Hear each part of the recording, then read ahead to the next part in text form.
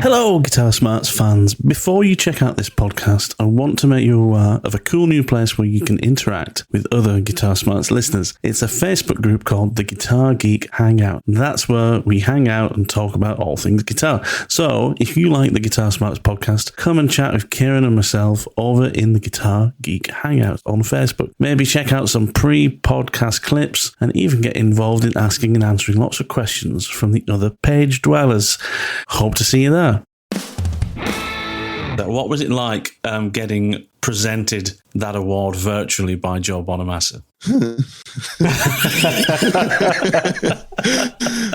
Man, it was such a huge thing for me. Like, Joe has been a huge influence on me. In fact, arguably, he's been the biggest influence on me. I've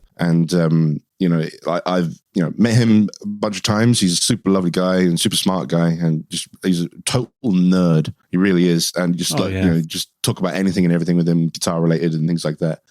He's been a huge influence on me, and he's actually the reason why I wanted to be a professional musician with my life. After I saw him at the Royal Albert Hall in 2009, after that gig, I stood up and turned to my parents, and I was just like, "This is what I want to do."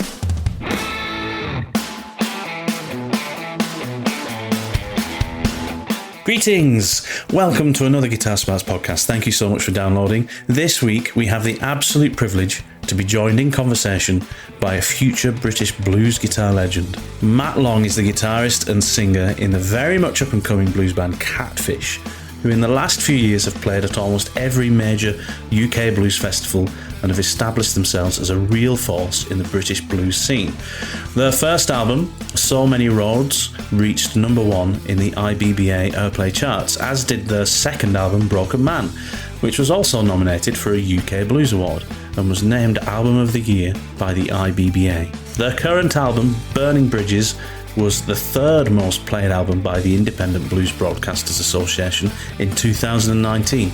They released a live album follow-up, Exile Live in Lockdown, in December 2020, which was recorded during the summer of 2020 when all the venues were closed due to COVID. Fast forward to May 2021 and the UK Blues Awards were held virtually. Matt and his band Catfish were nominated for 5 awards, and Matt walked away with the award for Blues Instrumentalist of the Year for the second year running, a real testament to his guitar playing ability, and an award presented to him virtually by arguably the world's current most revered blues instrumentalist and his hero, Joe Bonamassa.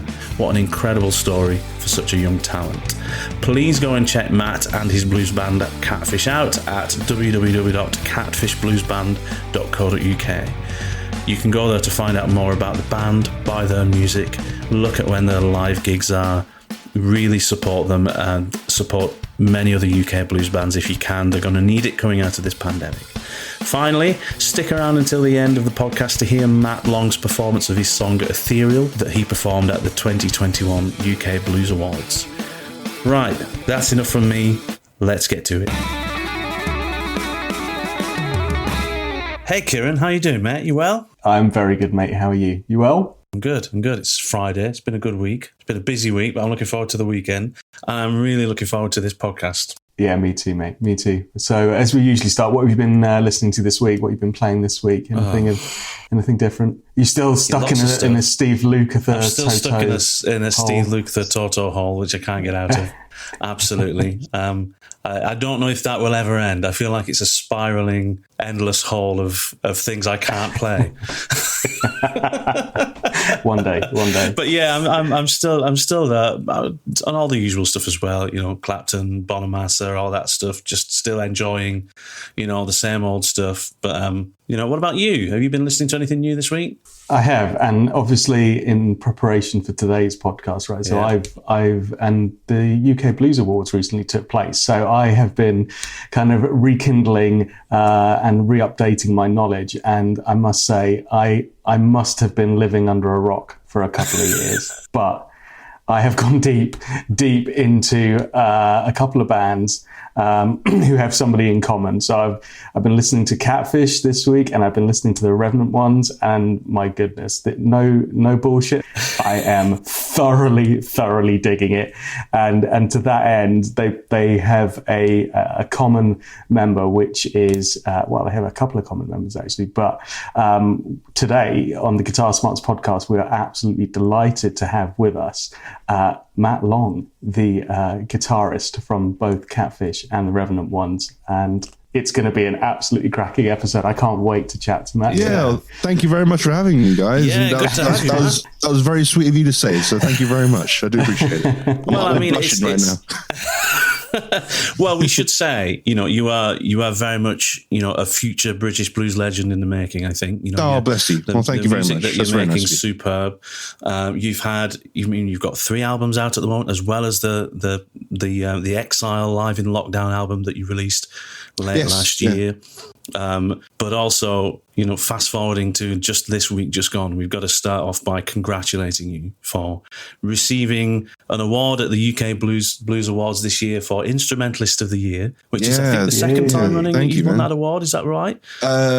Second time. Last year, again, it was a virtual ceremony last year, and it was a virtual ceremony this year, obviously, because it's all been going on. But it still didn't take away any of the shock and the it certainly didn't take away any of the intruder syndrome that I had going on. But yeah, no, it was an absolute honor to be nominated in itself, and then to actually be presented with the award was incredible. And I'm eternally thankful for everyone for their ongoing support, especially during times like this.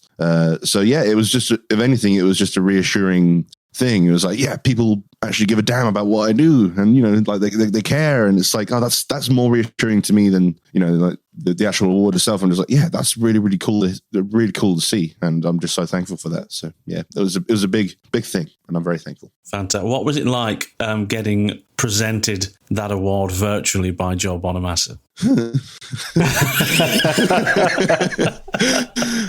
Man, it was such a huge thing for me. Like, Joe has been a huge influence on me. In fact, arguably, he's been the biggest influence on me. I've met him a bunch of times. He's a super lovely guy and super smart guy, and he's a total nerd. He really is, and just talk about anything and everything with him, guitar related and things like that. So yeah, he's been a huge influence on me, and he's actually the reason why I wanted to be a professional musician with my life. After I saw him at the Royal Albert Hall in 2009, after that gig, I stood up and turned to my parents, and I was just like, this is what I want to do. I want to do this for a living, and I want to play here eventually one day if I have the opportunity, like at the Royal Albert Hall. I'm just like, yeah, this is what I want to do. And like, I was just about to, I was young enough that I was about to start thinking about college and things like that, and further education, things like that. I just finished my GCSEs, I think it was around that time. And I said to them, I don't want to do normal college. I don't think that's for me. I want to go to music college and kind of actually properly further my musical abilities as best I can. So yeah, I really do owe a lot to Joe, and to have him present this award, even like virtually, I'm just like, this is someone else, man. That's surreal, right?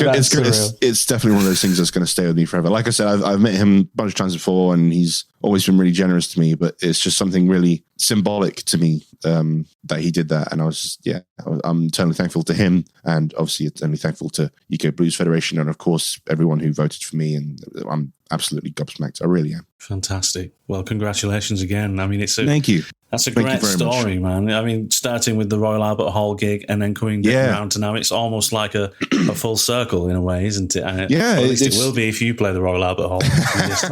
Yeah, that'll be a gig I do where I'm like, if I did the gig, I'd be like, okay, I could quite happily call it quits now because I've done the thing that I was like set out to do. I won't, but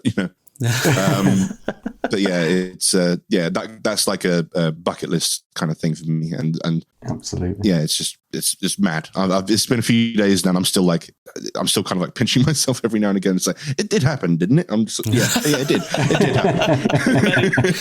Yeah, it must be quite surreal. Yeah, definitely is. But it hasn't happened. It hasn't happened by accident, right? You've grafted. I mean, you've really dedicated yourself to kind of your art, especially with like going and studying as the first part of it, but then really kind of applying yourself and getting out there and gigging and writing as well. I mean, the quality of some of these songs is absolutely.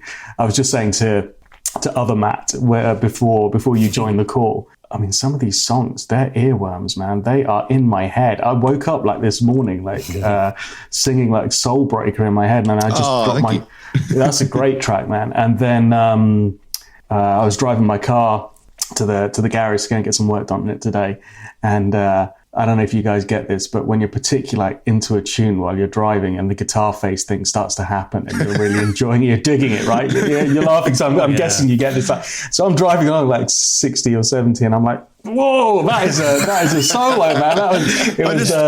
I just imagine like people driving past the other way, looking at you, looking weird. Goes, what the hell's going on in that car? What's wrong with it? Has he been stung in the face by a wasp? Is there like a gas leak or something like that? Is he smelling something weird? I don't know. It's probably a wasp in his car or something like that. That's it. But that's my thing. That's when I know. That's when I know I'm digging something because that inadvertent thing. I was just this is and you can hear the Bonamassa influence for sure, but you've got your own style as well with it and your own tone, which and hey, look, it's never a bad thing to have a bit of Bonamassa playing and in your lick library. I think it's especially common with guitarists nowadays is that they always should, and they do, wear their influences on their sleeve and not try and hide who they're influenced by. Because there's a lot of people who are like, they feel like it's, I'm influenced by this guy, but I don't want people to know about it because they think I'm like copying his style or things like that. I'm like, no, it's not a case of that. It is definitely a case of you have to be influenced by someone and that you will, instinctively take on some characteristics from them. So it's because there's obviously something that gravitated you towards that person and their style of playing. And it definitely was for Joe. I love all his playing and things like that. But I'm the same with people like Stevie Ray Vaughan. I'm like, I freaking love his playing and how he goes about playing things and things like that. So it really is just like a melting pot of musical influences for every guitarist and musician in general. Absolutely. So it's definitely a thing you should be proud of and wear on your sleeve a lot more. I don't think people do that. Right? People get bashful. They're like, well, I'm just because I think there's this thing, right, where people want to try and create their own sound. And they want to be individualistic. But which that doesn't necessarily happen, right? Yeah, that doesn't happen by accident. It happens by assimilating things into a melting pot, generally. Exactly. I absolutely get that you want to find your own sound, which is obviously like the guitar player's dream, is to be the absolute pinnacle dream is to play one note and everyone knows who you are. It's like the BB King thing. Everyone knows BB King from one note. Or or at least like 1 second. So even if you play a million notes in that 1 second, you know who it's going to be. Like, Yngwie Malmsteen, you know who he is instantly. Exactly. From you just hear like an excessive amount of notes and overly wide vibrato, but it sounds awesome. Unleash the fury. Yeah, exactly. So it literally is just like you want to convey yourself in the shortest amount of time possible, and everyone knows who you are, kind of thing. That's like the ideal dream. And I like the fact that some guitarists also kind of wear their influences on their sleeves because it becomes a gateway for other people to find out about those influences. Exactly, I remember when I was learning guitar, for me, the album that got me playing blues was From the Cradle, Eric Clapton. Early 90s. And for me, that is kind of Clapton's pinnacle blues playing sound. But when you go back and, on that album, you got things like Toe Down, which is a Freddie King song. And you go back and listen to the Freddie King playing and you go, oh, I can hear all that Clapton stuff. It's not Clapton stuff, it's Freddie King stuff. And you start realizing how much these players that you enjoy listening to are wearing those influences on the sleeves, but it still sounds like them. Yeah, and exactly, and they can sometimes open up doors to other players, like you say. You went back and listened to Freddie King, and because every player is a melting pot of influences, and that's right. You see, take I know we mentioned him a lot, but take Bonamassa for instance. He's like hugely influenced by people like Clapton, BB King, Jeff Beck, Stevie Ray Vaughan, lots of people. And Eric Johnson, people like that, and that's exactly. I actually found. I think it was Eric Johnson.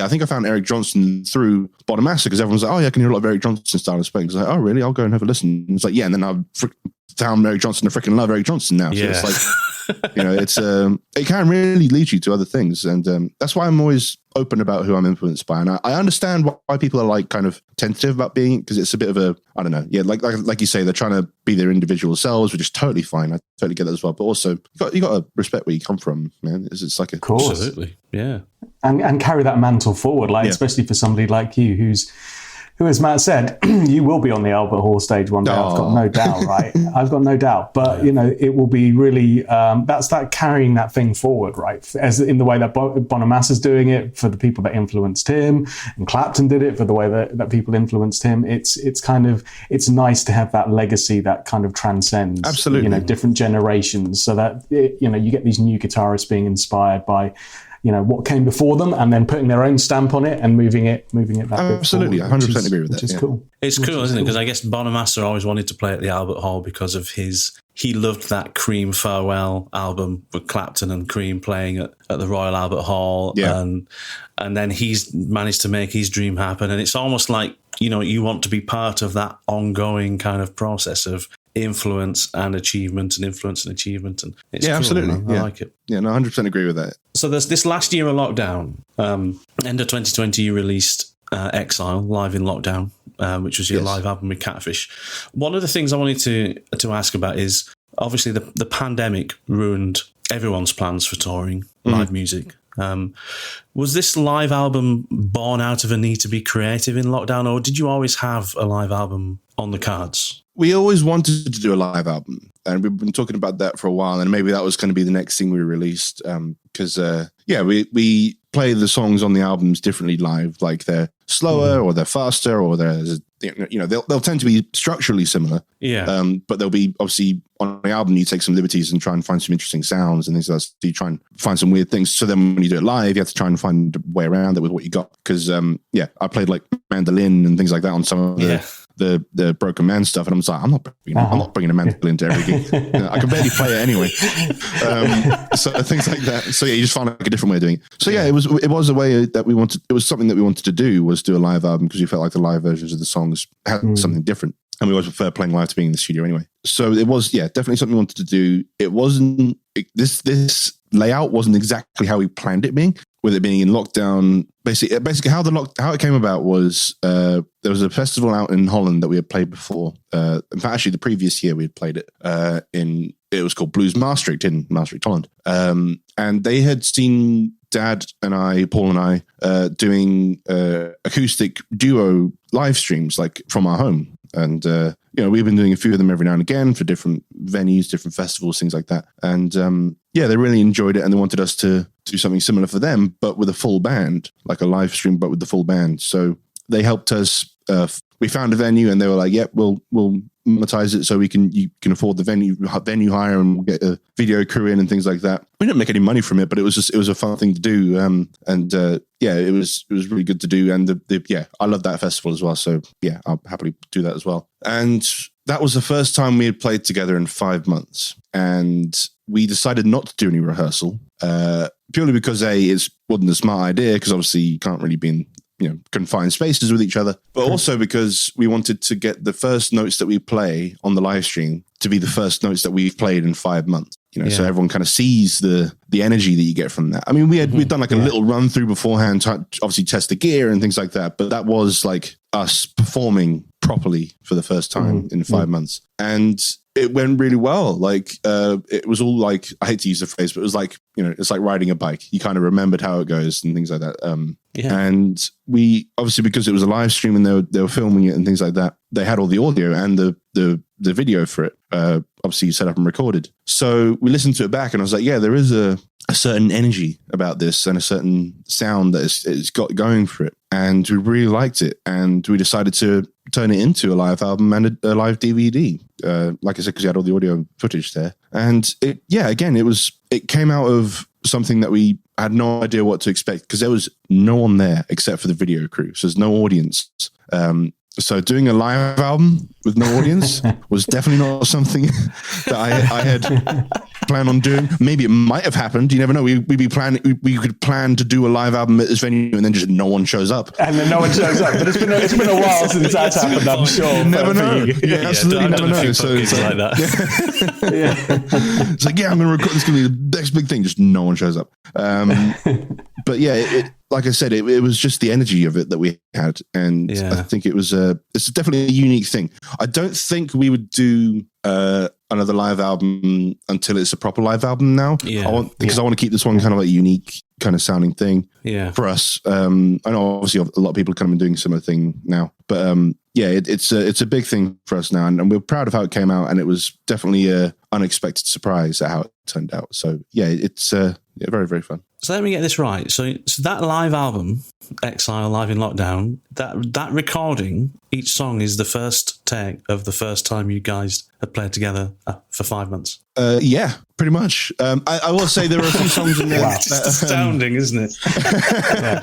Well, I will say there was a few songs on there that were not on the actual gig live stream because a gig is different to an album. You got a different flow to it. Things like that. So we did record this is a full disclosure thing. Maybe it's ruining behind the scenes kind of No, don't worry. So we did record, I think it was like 2 of the songs weren't actually in the gig. So we recorded them afterwards, but we did do them in one take. Yeah. Or it was beforehand, either or. But it was all done in one take because obviously, we only had a certain amount of time, so we didn't want to keep doing songs over and over again. It was all one take, which for me is a big thing because when I record, I take forever to record. Dude, that's a really humble kind of volunteering that information. That's the thing. I'm definitely way more comfortable on stage than I am in the studio. Yeah. I don't know. I just get like red light fever all the time, and it's. And I do as well, man. And I see. Matt and I have recorded a few times and gigged. Matt Oliver and I gigged plenty of times. And I totally get that as well. Like live, it's like there's nothing. It's just like tranquil peace and just I'm in the zone. And in the studio, I just don't know what it is. It's just that kind of pressure of. And I think you can practice your way out of that just by kind of getting familiar with it and trying to ignore it. Yeah, it's definitely an experience thing. Yeah, I think it's a completely different environment for me. So everyone's really surprised when I say that, but it's like it's not the same thing. Like it's like a gig. You're there. There's hundreds of people in front of you potentially, and it's like you're being paid to be there. And if you make a mistake, you're never going to hear that again. It's like that's right. You never have to listen to that again. It's like that's it. That's done. Never going to hear it again.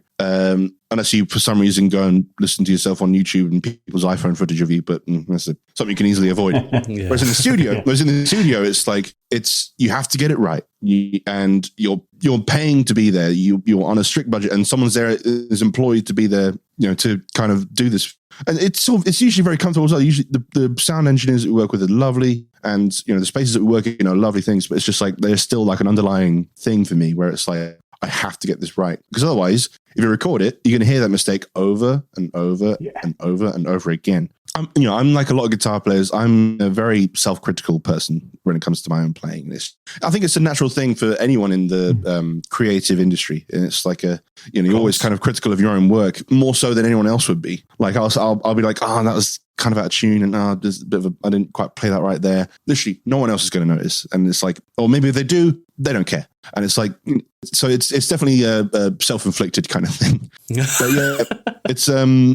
I always, whenever I'm recording, I do tend to take multiple takes of like solos and things like that because I want to get it right. I want to get the right kind of thing. And I'm not one to be like, oh yeah, I do my solos in one take and it's all live in the studio and things like that. I don't care. I just want it to sound good. It's like that's the thing for me. I just want it to sound as best as I can make it. And like if that does happen to me meticulously doing it over and over again and kind of slowly losing my mind, then that's how I do it. Well, I guess it's kind of like that with if you do a live gig. Obviously, if you do make a mistake or if it's not as good as the last gig, there's always another gig to go and kind of put that right. But if you're doing an album, at some point you have to commit it to tape and say that is it. So it is harder to let go of it, isn't it? You can always say, I'll have one more go at it. Exactly. Like there's always one more take, and usually the annoying thing is that the best take was the second take that you did, and now you're on like the 46th take, and it's like, okay, maybe I should have stopped. But that's exactly right. And also with albums, this is all going to be stuff that you haven't played live yet, because obviously you don't want to everyone hear your music and record all the footage first before you have it on your album. That's right. My dad and I have a saying where it's like, ideally, you'd actually want to record the album at the end of the tour. Yeah. Because then you've played it a whole bunch of times and you know how it goes. And also you might find some new things that you find live that you want to put into it. Yeah. So ideally you want to do it at the end of the tour, but obviously the idea of a tour is to promote the album. So it's not a very smart move, but it's like ideally if you want to get the perfect sound, you do it at the end of the tour. But like I said, everyone's going to film it on their phones and things like that. Sorry to interrupt this super interesting conversation. However, if you've made it this far, maybe you should subscribe to the Guitar Smarts podcast. Go and do that now, and then let's get right back to it. So how wedded are you to replicating or reproducing the solos that you do in the studio when you're playing live? Because there's a couple of different schools or approaches that people take, right? Sometimes it's variations on a theme. Yeah. Sometimes you watch these guitarists and it's like, wow, that is note for note for the record. How do you approach that in a live setting? I think it depends on the song for me. And I actually like a lot of the time writing the solo. Like I said, if I'm in a studio and recording the actual solo, I'll tend to do a few takes more to find what the solo would be like. And I'll be like, oh, that sounds kind of cool here, and different thing. And it will be like, if I'm just improvising, I'll be like, oh, I kind of did that lick on a previous song, things like that. So if I'm kind of thinking about it a bit more, then I can be like, okay, this is like meticulously crafted in a way. And I always think of it like a lyric in a way. It's like a part of the song. And, there's like I said, it depends on the certain song. And, sometimes when you're playing live, especially if you're in a jam situation, or if it's like a certain kind of energy, I will improvise a solo and it'll be kind of more off the cuff kind of thing. But there are certain songs where I'm like, there is like a certain song and a dance to it. It's like I said, it's like a lyric, and it's like you wouldn't. Well, some people do, but you wouldn't just improvise lyrics over this random section. So it's like for me, it does help for me. It's I like the you listen to Queen, any of Brian May's solos. I mean, he does vary them a little bit live, but the basis of it is the same. Like you can sing the Bohemian Rhapsody guitar solo. It's things like that. I'm not trying to compare myself to Brian May or anything. That's not what I'm trying to do. But I like his mentality about that. But so it's interesting. Like I said, it depends on the song. But when it tends to be like a big epic song, I will try and actually craft a solo out of it and kind of think about it a bit more. When it's like a fast, crazy, mental sounding song, I will probably all bets are off then. Exactly. Yeah. It's interesting. It kind of, and like, I like both schools of it, Yeah, absolutely. Yeah, me too. I think like you mentioned Bohemian Rhapsody there, that is an iconic guitar solo, isn't it? Absolutely. And I think those crafted melodies, and let's face it, some of those crafted guitar solos, it is like a second melody for the song. It's not just a moment of shredding.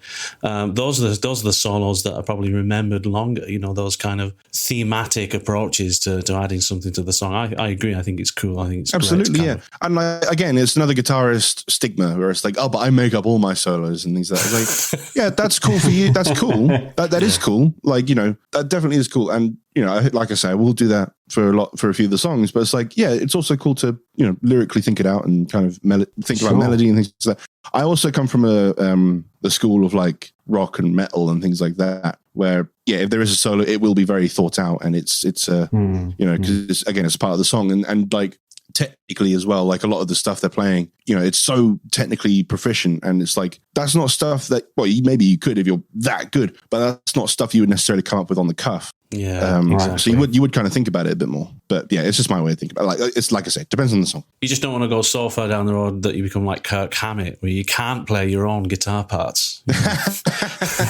Oh man, I like Kirk Hammett. I like his playing. It's great. I got to Wembley is one of the best gigs I ever went to. Oh, I do. I would love to go see them. I'm like, what? I respect Kirk Hammett's playing because it's like he's another person who's like, it's him. Yeah, exactly. And it's like it really fits for me. It really fits Metallica's sound. Like a lot of the time, like I was listening to what was the song? It was one of the newer ones, Hardwired. And the solo in that is like, yeah, it's a Kirk Hammett solo. It's kind of like E minor pentatonic with some kind of weird whammy bar stuff going on at the end. I'm just like, yeah, that's really cool. I like that. And it fits the song really well. I'm just like, yeah, I like Kirk Hammett. I do. Actually, in terms of somebody that I think about when trying to craft and compose a solo. Actually, I often refer back to this Metallica Black Album making of video that I watched growing up. Right? Have you seen? I've seen that little bits of it. Yeah, I know exactly what you mean. Yeah. Yeah, so I think Year and a Half in the Life of Metallica it was called, and there's this wonderful scene where they're in the studio with Bob Rock, and he's trying to nail the solo for, I think it must have been Unforgiven, or it was one of his epic solos, right, from that album. And, you know, at the time, being a teenager, you just think, well, Kirk Hammett's God, right? You know, he just goes into a studio, it's one take, he nails a solo, and walks out and carries on partying. But you see the kind of approach and the way in which the producer's pushing him to really refine this solo, and he has to go off and do his homework, and then he nails the take, and then you go, okay, well, that's how that solo was created. It didn't just happen by accident. Exactly, yeah. You know, exactly like you're talking about with your approach to how you play them in the studio and then live. You know, he's really thought about the motifs in it and how that solo needs to be crafted, and therefore it has to become played like that, evermore, because it's part of the tune. I think he is one of those players where it's like, you can sing a lot of the solos, like One, Enter Sandman. They're all like the same when they play it live. It's like it follows the same kind of structure. But it would feel weird if you just suddenly improvised over that section, because that's the solo, and it's like it's meticulously crafted. And it's interesting coming from him because Metallica, when they first started out as a proper thrash band, kind of more punky area kind of thing. Yeah, it definitely is like, just play as fast as you can and make as much noise as you can. And it's like, yeah, I love that. And then as they've kind of gone on, it's like, now they're doing ballads and they're doing like the really big everything. They're doing proggy things. I'm like, yeah, then that's like where you want to kind of craft it a bit more. But when you're doing the old stuff, it's like, yeah, just stupid noises, whatever. Have a wah pedal on everything. I don't know. He gets away with it. I don't mind. It's a wah pedal. I don't mind. I think it's got to be the most popular pedal ever sold, right? Absolutely. It's got to be. Because of Kirk Hammett. It's got to be. Kirk Hammett and Jimi Hendrix. Jimi Hendrix and Kirk Hammett. Voodoo Child. It's like Voodoo Child and then every other Kirk Hammett solo. Yeah.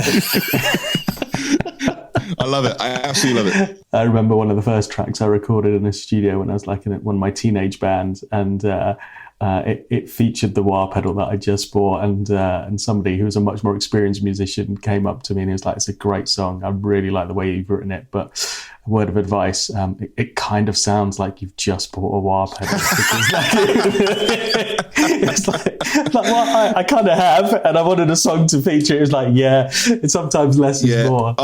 Dude, I remember when I first bought a wah pedal, it was a fun experience. It's like, you do just want to play with it all the time. It's just one of those effects. It's just like, you do. And it is kind of, because it's not just like you stomp on it and then you leave it kind of thing. It is a very much like you have to kind of dance with it, your foot on it. Exactly. And things like that. So it definitely is like, it does take some practice, it's a weird thing to think about, but that does take some practice. Because I remember when I first started using it, all I would do was just tap my foot in the same rhythm all the time for everything I played. And I'm like, that's not how you do it. You want to kind of like ebb and flow with it and, that kind of thing. So there is definitely a song that does it. So find the little sweet spots in it. Yeah. So I'm totally right there with you on that. And I feel no shame in it whatsoever.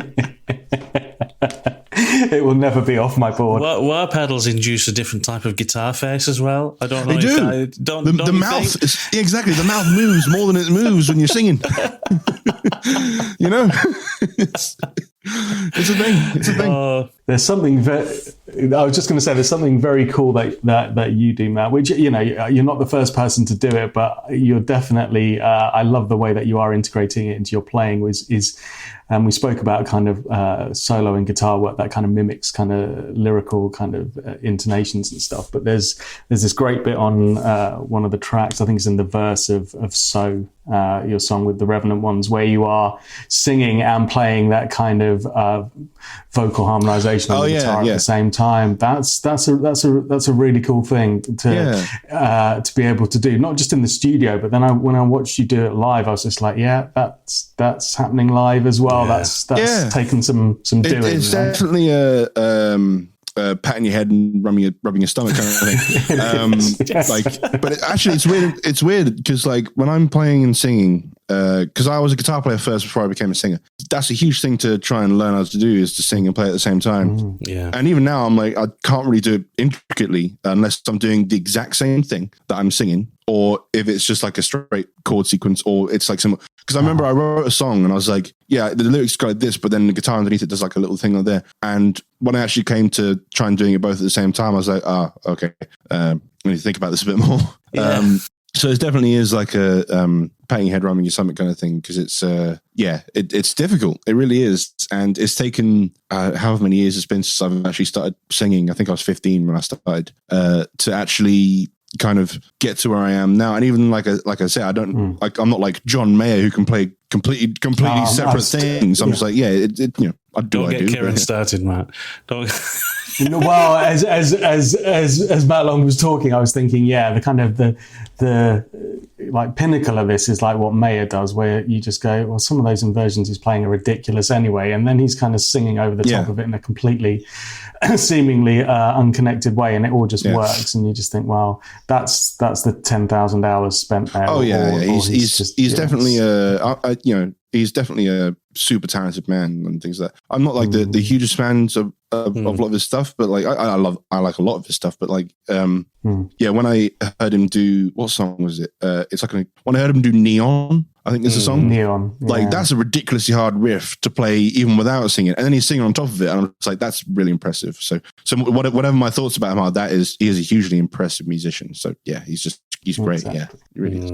Yeah, I couldn't agree more. It's sickening, really. Yeah, it's annoying how good that is, you know? It's like, damn you. Yeah, I feel the same way about Bonamassa as well. You know, I mean, that man does just not drop a note at all live. He's just flawless in his playing. Yeah, I was listening to Joe Bonamassa talk on the Corey Wong Notes podcast recently. I don't know if you've heard that interview. And one of the things that I really like about Joe Bonamassa is how he treats it. It's still a creative and artistic endeavor for him, but he also understands the business side of it so well. Oh, absolutely. And his story over the last kind of 10, 12 years of how him and his manager, but it's his business partner, really, isn't it? They own everything, don't they? They own their own publishing. They don't have a record deal. They're effectively their own label. They don't have promoters. They promote their own gigs. Yeah. He's taken hold of everything, and they do these long tours and they work hard as everybody else. But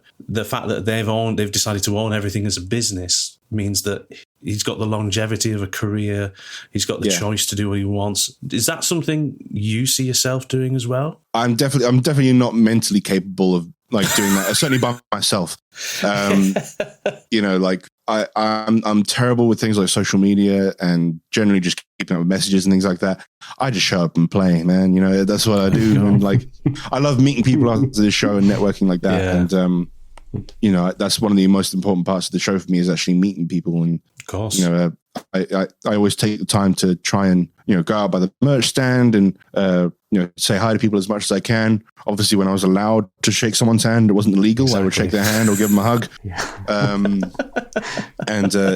Because that for me is, because I've been on both sides of it. That is when you decide that you're a fan, or like a true fan. It's like when you get to meet them and you get that first impression, and that's when they'll more likely buy a CD, when you're actually there and you can say hi, and then they can take that home with them and listen to it more and just generally get more enraptured in what you're doing. So I always say that's the most important part of the show, not the actual playing itself, is actually going out and meeting people. As best you can. Obviously with some people, like, you know, when they're particularly successful, like, you know, and they've got like many hundreds of thousands of people in an arena, that's a bit more of that's going to be a lot harder, because obviously you can't really do that for every single person necessarily. Or you could, but you'd be there forever.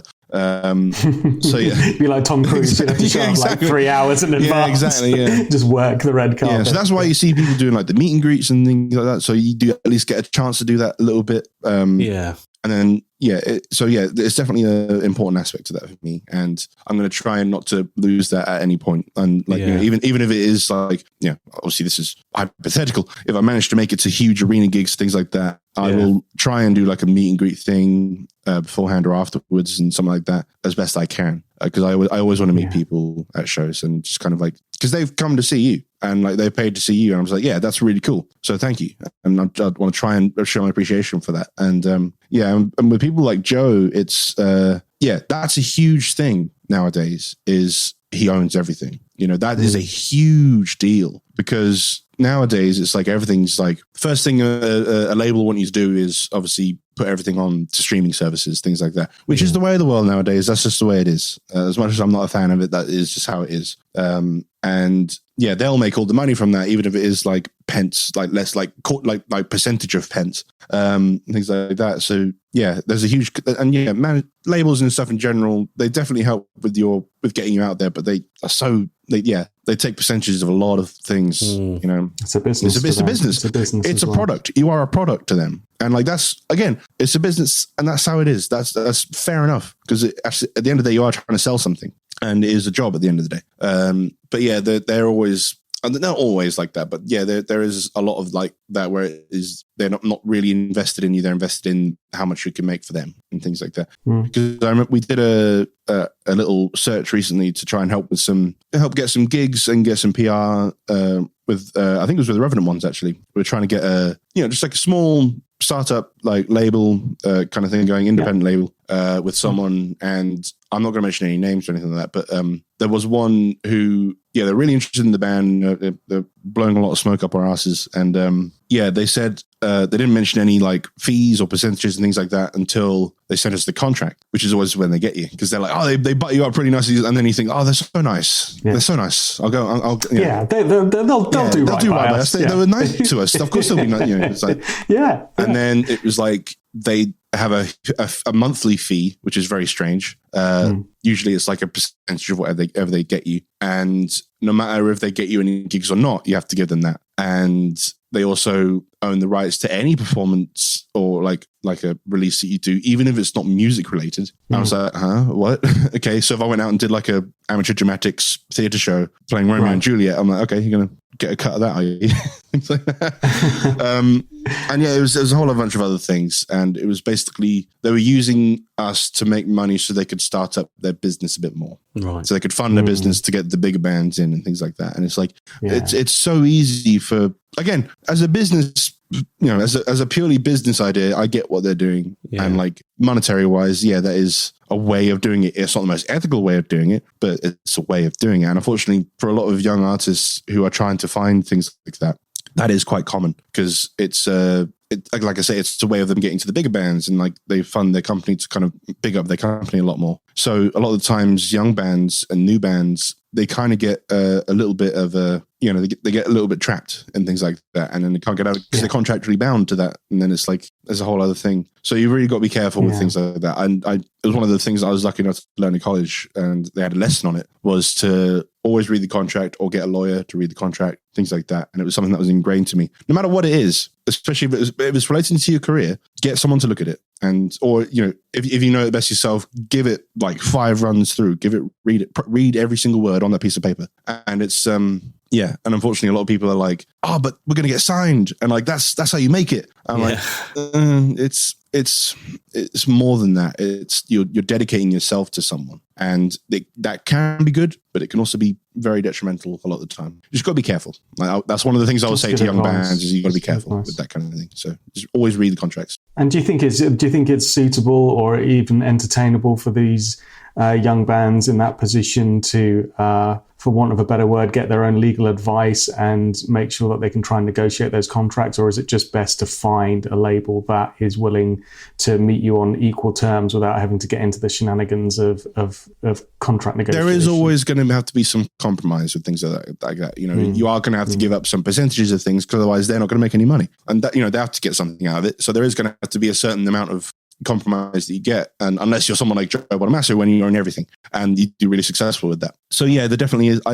Legal advice for that kind of thing is always a good idea, or even not necessarily even like professional legal advice. Just get some opinions on it. Just get some outside opinions on it from people who have been through that kind of stuff. Ask a friend who's been through a similar thing, and they're just like, and it can't hurt. No. So just be careful with those kind of things. And yeah, like I say, you're definitely going to want to be open to compromise with those kind of things, because they need to get something out of it. And also you need to get something out of it as well. Like, you need to understand what they're going to give you. Like, what are they going to do for you, and prove how they're going to do that. Absolutely. Because it's your chosen profession, right? It's what you've chosen to do, to dedicate yourself to, and your energies. And, it's as much as creative people, don't want to consider themselves a business and a commodity. At the end of the day, it's your investment. It is, yeah. You've invested your time, your energy, your passions into developing your art, and that should come with a price and a value that others recognize and appreciate. And of course, that will change over time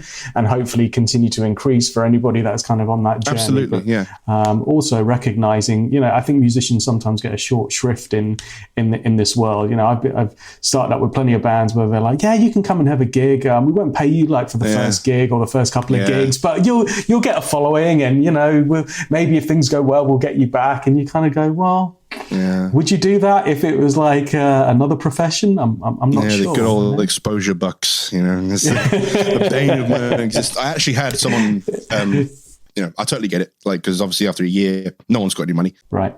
But yeah, I did have someone kind of ask me, it's like, can you do this gig? I don't think I can pay you, but it'll be good fun. I'm just like, and I like the guy. I do like the guy, but I'm like, I've not had any work for a year. I can't afford to do this for free. I really can't. So, and musicians have already been underpaid for a lot of the stuff that they're doing. Yeah.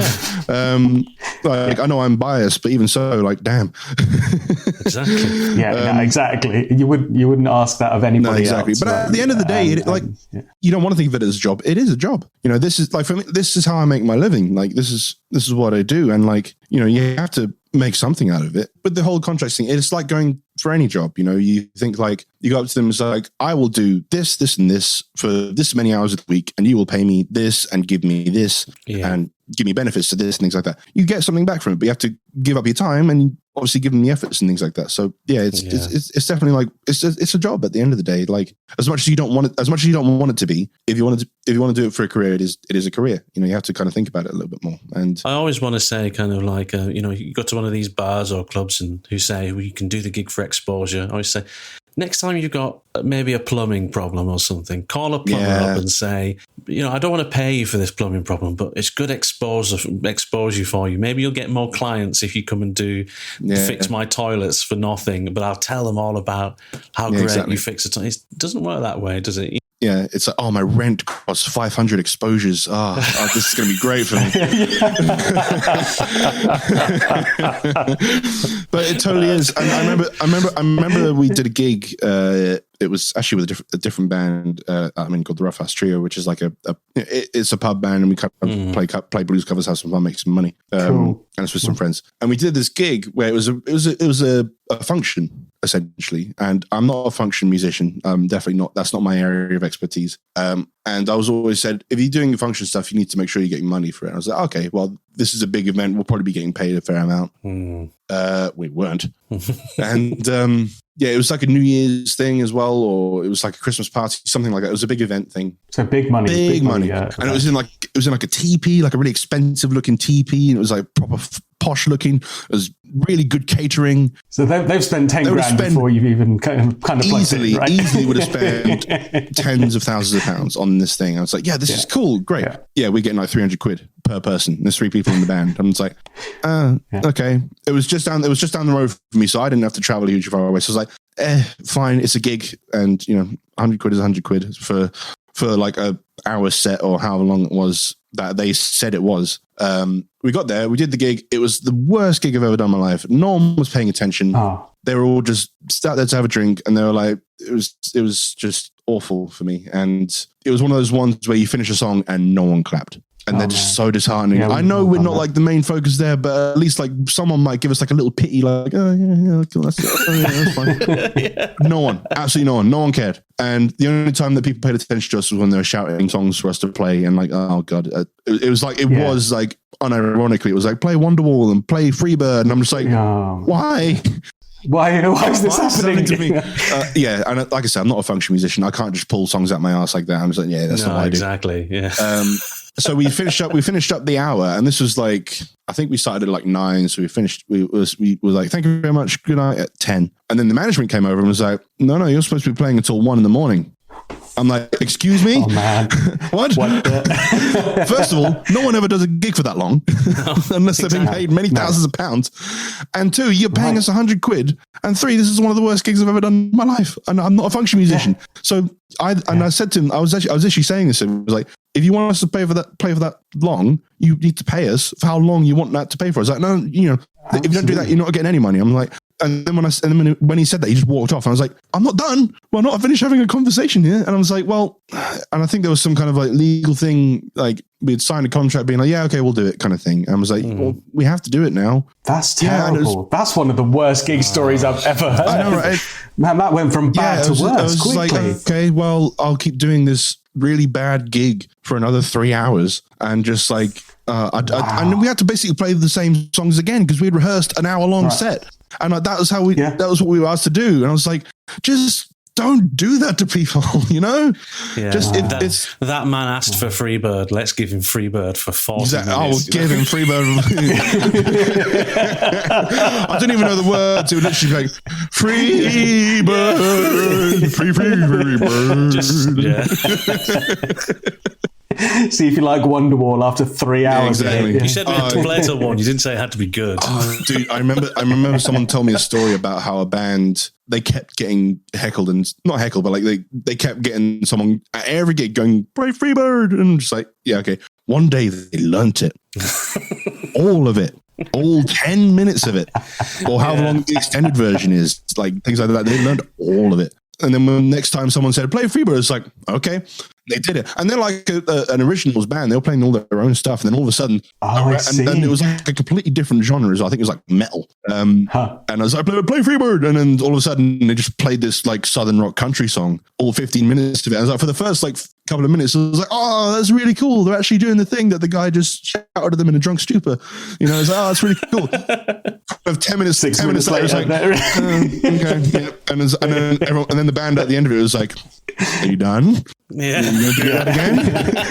Anyone else got a smart comment they want to make? Genius. That's total genius. That's amazing. Yeah, I can't remember which band it was, unfortunately. And yeah, but if I ever remember, I'll have to give them a shout out. But yeah, oh man, it was so good. There's a lesson learned, isn't it? You're careful what you ask for. Yeah, exactly. Lesson learned. Yeah, just don't do that. Just don't go to a gig and just be like, oh, I'll play this song, unless it's like a gig where that's specifically said, you know, because it's like musicians, like, you know, we love playing, but we've rehearsed a set. We have a song, we have these songs, that kind of thing. If you shout out one of my own songs, then yeah, okay, maybe I'll chuck it in. Yeah. But like, if you come up to a Catfish show and ask for a Britney Spears song, it's just never going to happen. So I don't know what you're expecting. I've seen people, I've been at a gig and people have just been shouting at the musician to play these kind of songs. It's like, just listen to what he's doing. He's fantastic. Listen to him play his own thing. That's what he wants to do. Absolutely. You know? So I'm always like, you know, I obviously get it. As people have been drinking, things like that. And also it's like a meme now to be like, play Freebird at a gig or Wonderwall and things like that. It's like, yeah, that's funny and all, but can you like listen to his own stuff? Because his own stuff is really cool, or their own stuff. And just, yeah, I always want to be like, that was funny the first time you did it, but shut up now. Kind of thing. When people are doing it to other people, and like when people are shouting at me, I'm just like, okay, and then just move off and just leave it. But yeah, it's you know, I know it's a joke. It's that's what it is. That's totally fine. But when it's like that's the only thing you're shouting for the whole gig, I'm like, okay. See, this is where as gigging musicians, we're also expected to be uber polite and gracious and courteous. And you certainly come across absolutely. I will never shout at someone eloquent and well mannered, right? But that's the moment where you want to be a stand up comedian, right? Like Jimmy Carr, when he gets a comeback, man, you better be ready because it's you're about to get a strip torn off you. But it's not the done thing for us to do. I will never like you know verbally attack someone for doing that. I'm not like that at all, and it's funny. But when it's like they're actually getting angry at the fact that I'm not playing the song, I'm like, well, okay, I can't focus on the gig now. And yeah, I have actually had people like angry at me for not doing that kind of thing during shows where it specifically said we're an originals band and things like that. And it's like, yeah, okay, no, this is a bit more of a problem now. And then luckily people in the audience are like me, and they kind of go over to him and it's like, okay, you need to stop now. It's really off-putting, not just for the musicians, but the people in the audience. And it's like, yeah, okay. And then, yeah, sometimes people just don't get the message. That's what it is. But look, June 31st is coming around, right? And you are going to be a busy man again. And and people need to come out and listen to the stuff that you're doing. And absolutely, I'm sure that when they hear it, there will be no heckling or requests of Britney Spears or Wonderwall in sight. So, look, I mean, you must have been on a roller coaster for this. Unless we show up just to do it to reference. There is a venue that we play at where someone actually does ask every time we're there. It is the running gag where it's like they come along and it's like they ask for a Britney Spears song, and like it's with the Reverend ones as well. So it's the heavy stuff, and there is a little part of me that does want to play like a really metal version of Toxic. Because that's a great song. I was like, that could be really cool. That could be really cool. But I don't want to go down that road because then everyone's going to keep doing it. Yeah, no, that's what we've been known for. Yeah, exactly. I don't know. Just a reminder to check us out on our social media pages. That's facebook.com/guitarsmarts. And on Instagram, you can find us at guitar_smarts. Come and say hello. Come and give us some comments, some listener questions. We love to interact with our audience. And remember also to go and check out Matt Long and his band Catfish at their website, catfishbluesband.co.uk. We can't thank him enough for doing this interview. And let's get back to it. So this roller coaster of the last kind of lockdown and things, are you feeling in a positive place now? I mean, can you see that light at the end of the tunnel for getting back out there and getting gigging live again? Is it beginning to feel real that's going to be back to some sort of normal? Or? Well, it definitely is. Like, we're getting stuff booked in all the time, which is great. However, I'm one of the people who are still like not counting their chickens before they've hatched, kind of thing, because we are still amongst the pandemic still. And whilst I am happy we got the vaccine and things like that, I'm still like, even then, we have to be really, really careful with how we go about opening up again. And so I'm definitely booking in things all the time. In fact, we've had to cram 18 months worth of gigs into 6 months. So it's like, because obviously everything's kind of been rescheduled. So it's going to be a very busy time, but at the same time, we need to do it gradually. We need to do it like according to safety and just, be careful with that. And yeah, I'm hopeful that it's all going to go ahead as it opens up again. But I also have a feeling that this kind of thing happened before, where we opened up and then a couple months later, the numbers kind of rose up again and we had to come back in. So like I said, whatever happens. I will say all our gigs are going ahead, COVID permitting. That's what I'm saying. Absolutely. So, because obviously I don't want to be like, oh yeah, this is definitely happening. And then when we get to August, I'm like, okay, we're back in another lockdown, if hypothetically we are, and that kind of thing. So yeah, then all that stuff gets cancelled. So I will always say, COVID permitting, these gigs will be happening. That's a really healthy mindset. Especially for somebody that's dedicated their life to this, right? Because otherwise your own emotions kind of will just play with you and you won't be able to kind of focus and keep some kind of stability because you're constantly jumping from one reality to the next. Absolutely, it's on, it's off, it's on, it's off. But at the end of the day, people's health is the most important thing, and I don't want to be the one to be the reason why people catch this thing. And I will happily gig again because obviously, again, it's a job. I haven't had any work for a year, so I will need to get out there again. But I'll do so in a cautious and attentive manner. And maybe for the first few months, I might not be able to shake people's hands or give them hugs and things like that. Or if I do, don't be offended if I slather myself in sanitizer afterwards, things like that. Just because it's the way of the world, that's how it is. And so it definitely, I don't think we're going to return back to quote unquote normal after this. I think everyone's going to have a different mentality of it. I think at least a majority of us are going to have a different mentality about it. I think a lot of people are going to be like, okay, we need to be more careful with this kind of thing going forward. Otherwise it could happen again. And I think people are going to be respectful of people's personal space, not be offended again, like I say, if after they've shaken their hand, just got some sanitizer or anything. And also, just generally be a bit more aware of their surroundings and kind of that. And then there's also going to be a bunch of people who've been locked inside for a year and a half and like, yeah, let's go out and party like we used to. And, they're going to go mental. which I get. I get what they're doing, but I do understand that side of it as well. But at the same time, health is public health is the most important thing with regards to coming back out with this and gigging again. So maybe the first few gigs, there are going to be limited capacity things. There are going to be restrictions in place. There are going to be like, you have to sanitize on the way in, one-way systems, plexiglass screens, all that kind of stuff. So it is going to be a gradual build-up back into what we had as normal. But even then, I think that's even going to be slightly changed from now on. We're going to be a bit more careful, which I think is a good thing.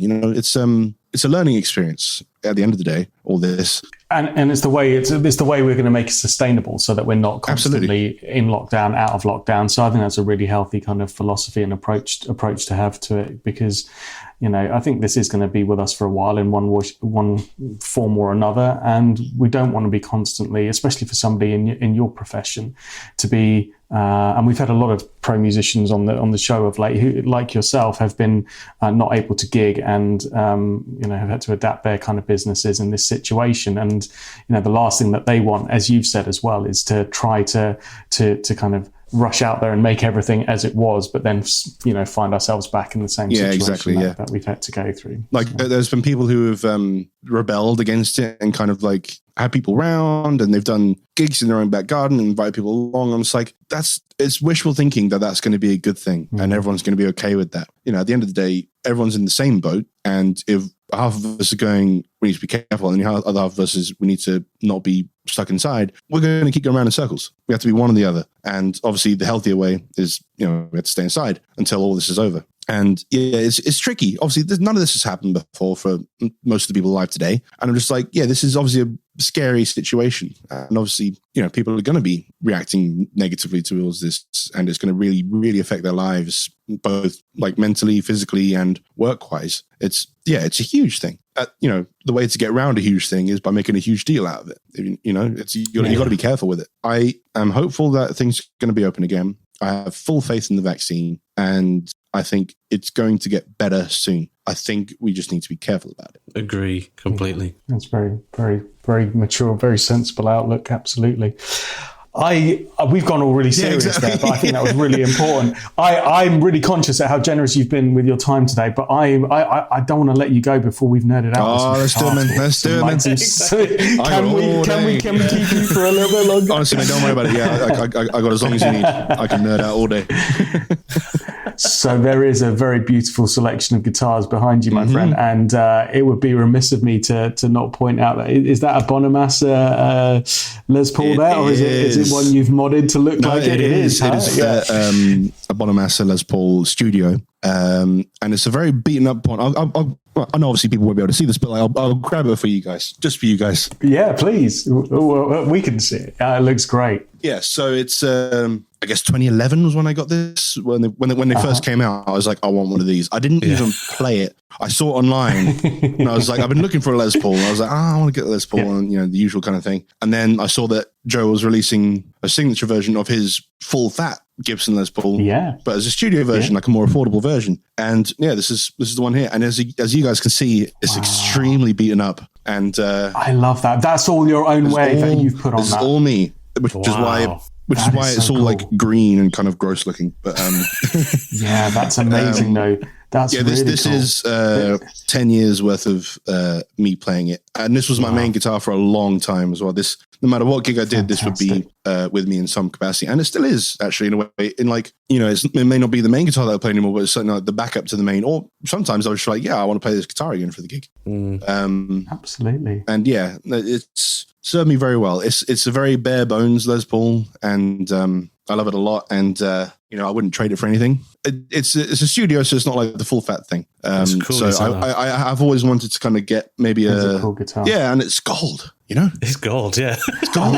Honestly, yeah, I'm so hankering for a gold top right now. Absolutely, I think Bonamassa has one.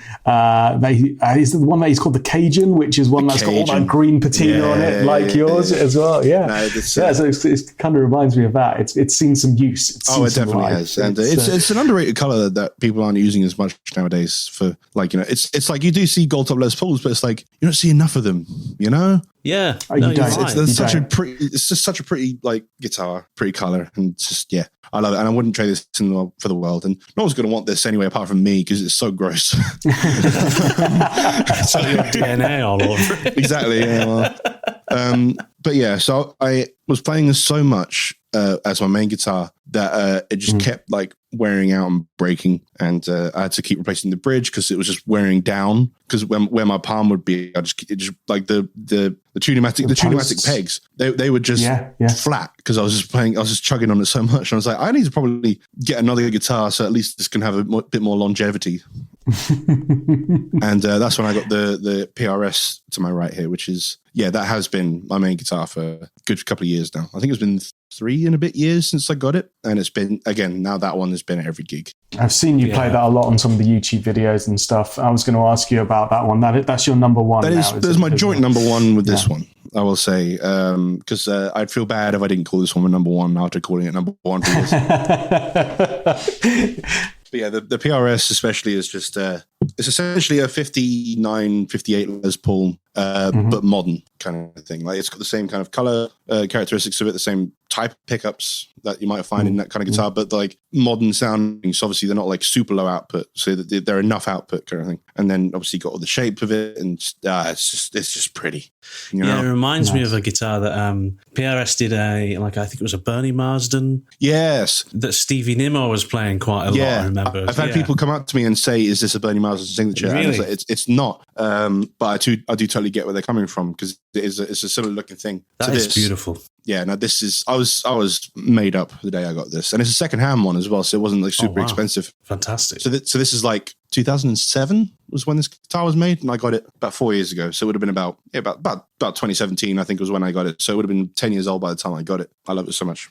Did you have in your mind you were going for a PRS when you went out to buy something, or how did you audition these guitars that you wanted? I was looking for a replacement for the Les Paul, or at least like a second kind of Les Paul, and I'm like, I don't know, I could have gotten another Les Paul, and I will probably get another Les Paul at some point. They're fantastic guitars, but I don't know, I just wanted to try some of the things that I hadn't really tried before, and all the PRS guitars that I had tried were fantastic, but they never had the right neck shape for me. They're always quite thin, catered more towards modern shreddy players. And I liked them. Don't get me wrong, I did like them. But I was looking for one with the right neck shape. And then my friend was selling this. I hadn't really played it. I went up to go and play it before I bought it, obviously. It wasn't like that one where I just bought it out of pure will. And I have to have this. And I went all the way to, where did I go? It was near Milton Keynes somewhere. Can't remember the name. So a fair old trek from where I am now. And got the train. Took me like the whole day to go up there. And it's just, I remember sitting down. We went to a guitar shop there. He's a good mate of mine. He was in a band. He is still in the band. What's his name? Oh, it's going to bug me. Stan Varlow, that was his name. Who used to be in a band called Devlin Blue, and now he's doing his own solo stuff, which is awesome. And he was selling this. So I went up there, we went to a guitar shop, plugged it in. Yeah, it was a very much like an instant, I love this guitar. This is one of my... That's great. It's like, you don't really get a huge amount of times where it's like, a guitar is meant to be with you. This was one of them. Mm-hmm. I'm just like, this is it's like a soulmate guitar. Is it like that Wayne's World moment where you pull all the banknotes out of your pocket? Like, exactly. It literally was. It's like, it was great. And then I remember turning around to Sam in the store, and the guy who owns the shop was there as well. And I was plugging into a little Mesa Boogie Mark 25, a tiny little head. Mm-hmm. It was a great amp. Mm-hmm. Yeah, I turned around and I was like, I'll take this. This is mine now. And the guitar shop guy was like, oh, great, cool. And he started packaging up the amp for me as if I was testing out the amp and trying to buy that. And I was like, oh no, I'm so sorry. I'm so sorry. And I was like, because he didn't really know I was there to try out this guitar. And I was like, I'm so sorry. I went and bought along. I felt bad, and I went and bought I think I bought a pedal whilst I was there. I was like, I feel bad not buying anything whilst I've been here. So I spent even more money than I was spending that day. But this is a purchase that I'd never regret. I'm never going to get rid of this. I don't have a thing for getting rid of guitars or selling guitars, unfortunately. I'm more of a guitar hoarder than a guitar collector, unfortunately. This is like a third of the collection. There's another, a lot of them in the other room. At least 3 of them aren't playable, and I'm never going to play them again. But I like keeping them, because it's like, it looks cool. I think you're justified in that. I think you can. You make your living out of these things. But not those ones, though, because they're never going to be played again. But I can't get rid of them. They were literally like, there's no sentimental reason behind them at all either. I was like, I bought them off eBay because they were stupidly cheap. I was like a teenager at the time. I just want to get more guitars. And I was like, I just bought the cheapest guitars that I could find. I'm not even kidding. Like, some of them were like 20 quid, 30 quid. And And I was like, yeah, give me like secondhand, like all those kind of things that didn't even work. And I was like, okay, well, and yeah, I still have them to this day, and I don't know why, but I don't want to get rid of them. I'm not going to play them. So I was going to ask you, like, as a pro musician that's gigging to this level and to this standard, is guitar acquisition or gear acquisition still a thing when these are the tools of your trade? But I think you've just answered that question. It's a crux, man. It really is a crux, because it's like, I obviously I want as many guitars as I can probably muster, because they're just beautiful things. Even if I wasn't a guitar player, it's like they're just nice to look at, you know. Yeah, we're lucky, aren't we? Yeah, they're very pretty things, you know. It's just it's like a wall piece. It's like a piece of art, you know. Like I'd have that over I'd probably have a canvas at some point, but I wouldn't have any room because I've got too many guitars. I'd just be looking at the guitars. Yeah, exactly. They are. Yeah, no, I'm always on the lookout for something new, and a lot of the times the funds don't match up to my needs. No, exactly. So I haven't really had a big spend in a while. I think I've been actually spending more money on my pedal board and kind of getting that more up to where I want it to be. But guitar wise, I'm always up for more PRSs and Gibsons and things like that. So yeah, no, it's I'm never going to like not have gear addiction syndrome. Is the thing. So give us a quick talk through your board. Then what have you got on the board? I would like unplug it and kind of show you guys, but it's a whole other mess. No, don't worry. But and obviously people won't be able to see it anyway. But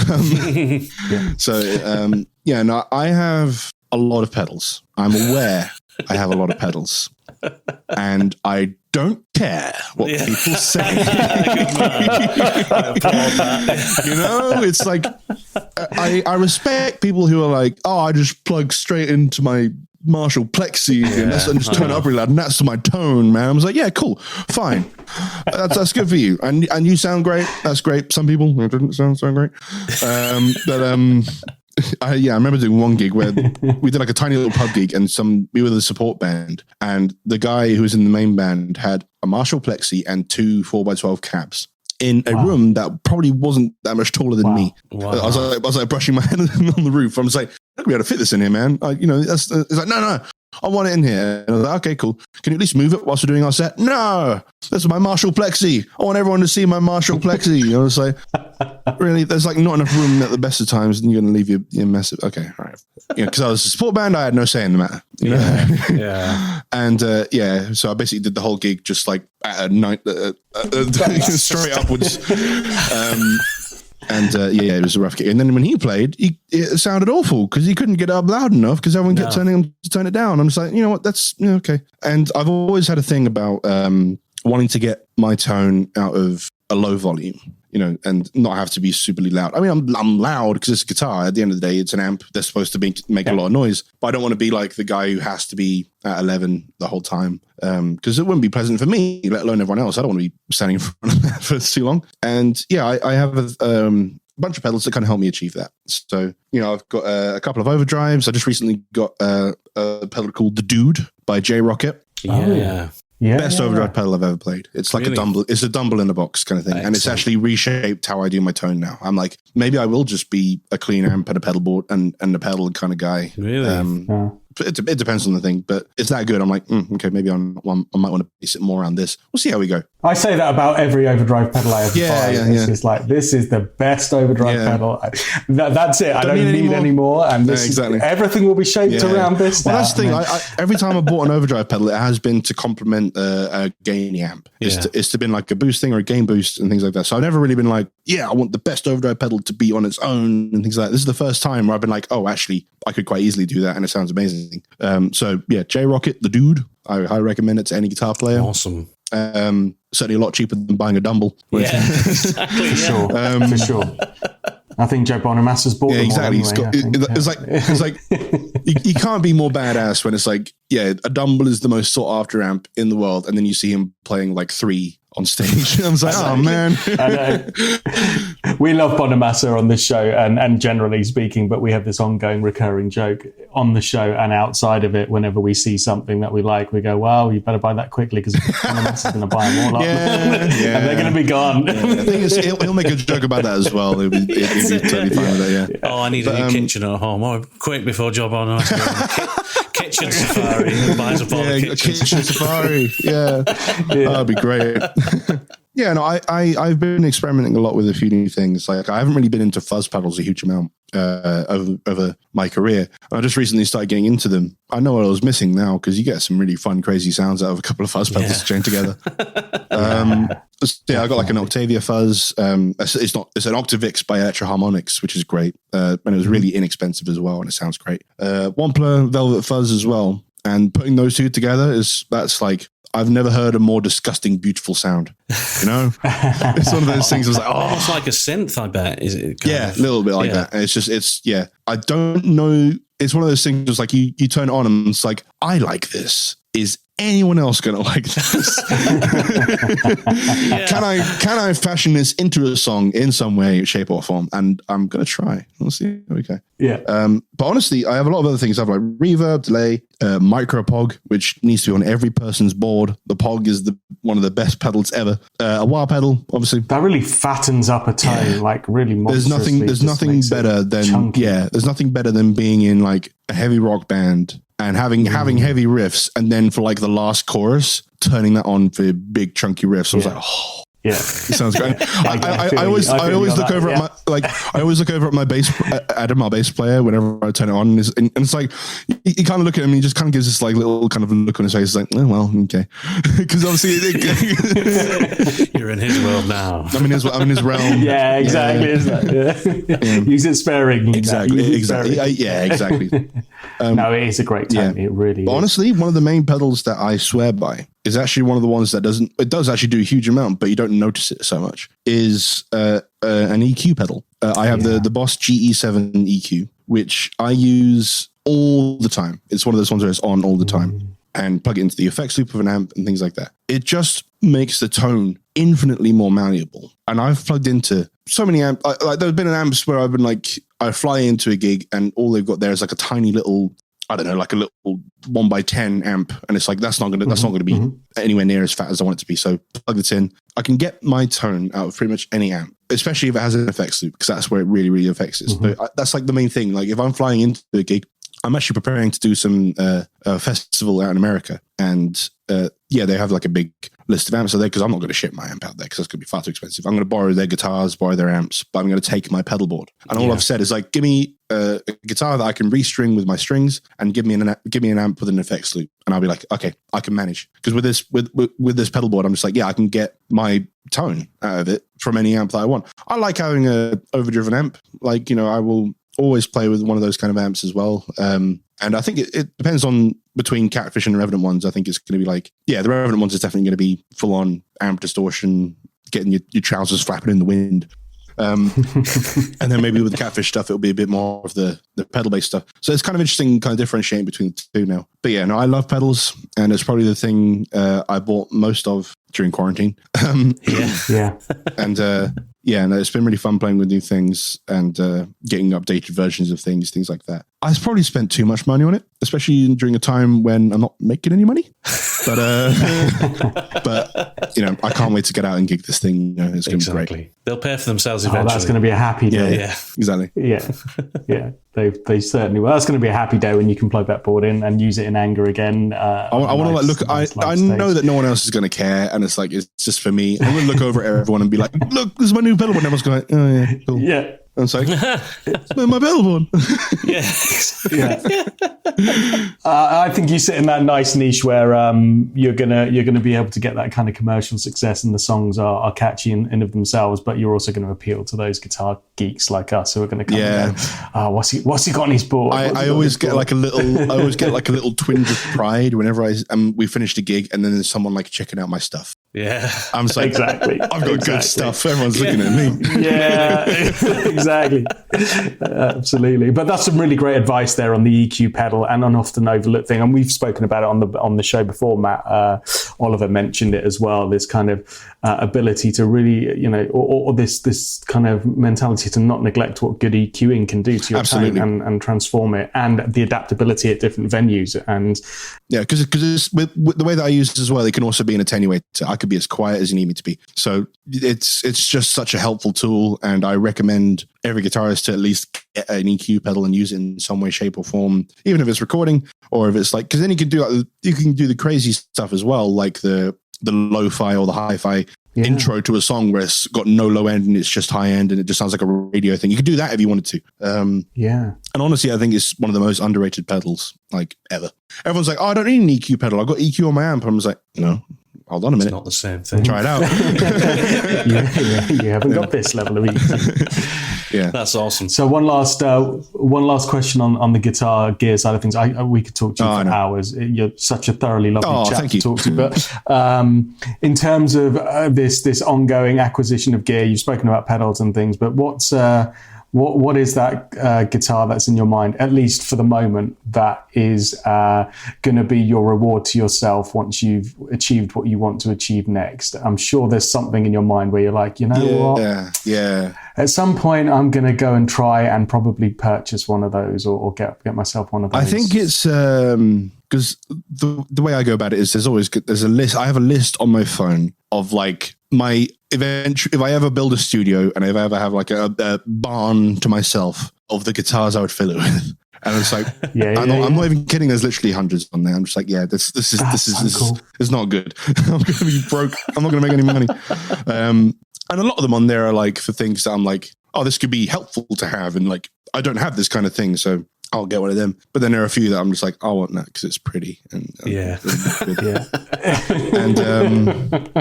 I think it would always be a Les Paul or a PRS for me, or Gibson in general. Everyone dreams of having a 59 Les Paul, and I'm one of those guys. I'll quite happily, I would have one in a heartbeat if I could. But I'm quite happy with getting the closest things to it. So if it's like a Gibson reissue or a PRS kind of based on those kind of things, like what this is, I'm very happy with that. And there is a particular PRS that not the same as this. It's almost the same, but the color on it. I know it's not an important thing, but yeah. No, come on. It is. No, you're speaking to the converted audience, right? So you're amongst friends now. You don't need to worry about exactly. that. I know. It's all good. But the annoying thing is, I don't think they make it anymore. And I'm like, it's a PRS SC245, which is what this is essentially. But they've changed it now because it's a different name. It's like the 519. And that's I've tried them as well, and they're equally as good. So I'd quite happily get one of them as well. Mm-hmm. When it was the SC245, but the slightly more updated version of this, there was a color of it called Orange Tiger Flame or something like that. And it was just the most beautiful red kind of flame guitar. And I was like, oh, that's so pretty. That's the one. And I'm like, that's the one. I've never had such a sexual reaction to a guitar in my life. I was like, oh. Plenty of my cash has been parted with that expression on my face, which is just like, take if I ever come across that guitar in the wild, I'm not even kidding, I will empty my account and buy that guitar just because I don't know where I can find it again, And I'm just like, this is one of the guitars where I just want it because it's so pretty. I can already tell it'll play beautifully as well. I'm just like, I think a few more of the guitars that I'm going to get soon are going to be like helpful guitars. So like I need to get a guitar for the Revenant ones. Like have a separate guitar. I want to get this, but like in black. Yeah. For Revenant ones. Yeah. So I want to get like differentiate guitars and have different tunings. Like, a lot of these are in different tunings as well. Like, so they do serve a purpose for that kind of thing. So I tend to try and buy at least somewhat helpful guitars every now and again. So yeah, I think the next one's going to be a Revenant One's guitar, and that will be the Revenant One's guitar for the band. We'll see how we go. But yeah, and I'll be like, I don't need to buy any. I'll buy like that. I'll buy that PRS I was talking about. I'm just like, I finally got it. No, but this guitar's pretty nice over here. I'll buy that one too. I thought I would stop, but it's I thought there'd be an end, but there isn't. I say the same every day, but we enjoy these things, and it's better than a lot of things we could waste our money on. And you make the right purchase with some of these, and they are there to be handed down to the next generation and to be treasured and to be looked after. Right? Absolutely. Without any kind of remorse, some of the guitars I've bought will go to my kids, and they're learning to play guitar now, and they look at it and they go, "Those guitars are for us, aren't they, Daddy?" When I was like, "Yeah, I'm caretaking them until you're 18." That's That's really sweet, though. That is very sweet. Yeah, no, I respect that a lot. That is very nice. That is, yeah. Well, there's a story I've told before, which is my guitar shop in Farnham. Oh yeah, Village. Used to get, used to get quite excited because I used to go and make a decent purchase every time my wife was pregnant with a child. So I went through a phase of whenever I walked through the door, they'd be like, she expecting at all? I'd be like, no, not today, fellas. Just browsing. No, but I was thinking the same sort of thing. Obviously, I don't have any kids, but like, yeah, I was thinking like if I ever did, for whatever, if it ever came to that, I'd be like, yeah, I would kind of want to do that, and then like buy a guitar that represents them, and then eventually give that guitar to them, and like try and like obviously it's difficult to say because you never know whether your child will actually want to play guitar or be any kind of musical thing or whatever, and they'll be like the rebellious kid and be like, no, I'm going to go do football instead. Yeah. But yeah, I would totally do the same thing if I ever had kids. I respect that a lot. That's a nice idea. I think I did do a purchase when my nan died, and I was like, I wanted to kind of get a guitar that I bought in memory of her, which I think is actually the Les Paul, the Gibson one. I think that was why I was so like I just looked at it and I bought it. Obviously because I like Joe Bonamassa, but I was also like, I want to get a guitar that I know I'm going to like, and it's going to mean something to me for that. So obviously it means something for me for Joe, but it means something for me as well for my nan. And I have kind of done that a little bit here and there. Not so much recently, which I guess is a good thing because it means no one's died. But But I love that philosophy. And I think we all share that philosophy, right? And Matt, Oliver, similarly for his guitars, they represent milestones in his life where, you and your wife have gone off to recognize, a milestone in your life and things like that. And it's great that we have these purchases as well as things that we love to play, and they help entertain other people, and they're damn sexy to look at, but they also represent like a bookmark in our life about something and a memory. That's really cool.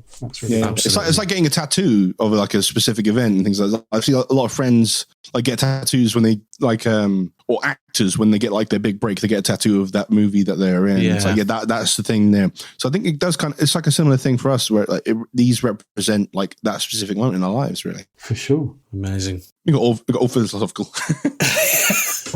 Well, I think that's the perfect place to wrap up, Matt. And I can't thank you enough for joining us today. It's been no problem, guys. Talking to you, discovering your music over the last couple of weeks for me has been fantastic. I'm going to continue to listen and follow your career, and it'd be great to have you back and talk to you again some other time. Absolutely, 100%. I'm more than happy for that, and thank you very much for having me, guys. I really do appreciate it. A pleasure, and we'll come out and see you live as well when you're back out on the road, and have a pint with you and celebrate your new tour and your new music. But honestly, thank you so much. It's been an absolute pleasure, and I'm encouraged at the way that the future of the UK blues and rock scene is kind of being managed and caretaken in part by yourself. Bless you. So please keep doing it. That's very generous of you to say. So thank you very much. Thank you, Kiran, and thank you, Matt, for having me. And thank you very much for all your nice words. Really do appreciate it. No worries at all. Brilliant. Right, thank you again, Matt. Thanks, Kiran. Been great to speak to you both. Have a cracking weekend. Thank you. You too. Absolutely. All the best. Take care, guys. Speak to you later, guys. It easy. Bye. Thanks so much again to Matt Long for joining us today. Please go and check out his music from his bands The Revenant Ones and Catfish Blues Band 2.